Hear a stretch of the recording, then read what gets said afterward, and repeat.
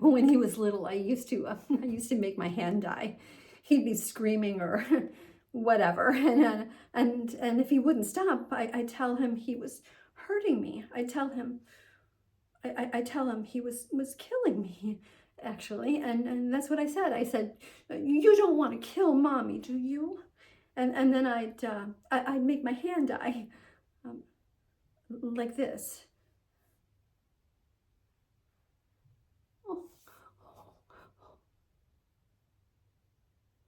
And he'd get this little look on his face, and then he'd stop.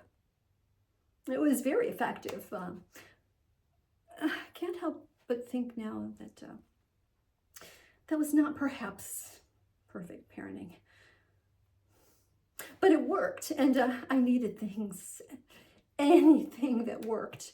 I was 18 when I got married.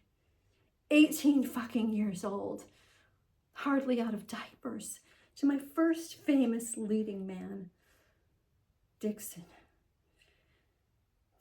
McCready. Remember him? No, me neither. Jesus, the way he said his name should have tipped me off. Dixon McCready, rhymes with seedy. Oy. Sexual harassment that just worked out, we called it. I thought that was so funny and charming at the time, like we beat the system.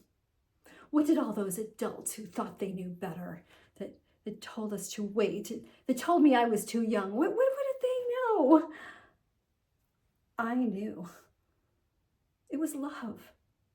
It was perfect. And what could possibly go wrong? I asked my mother during one of our endless, stupid fights, I asked, what could possibly go wrong? Well, as it turned out,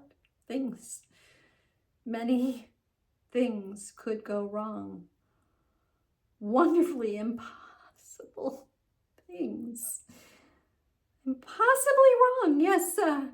And at 22, I had my first hit movie. And then my first tabloid scandal.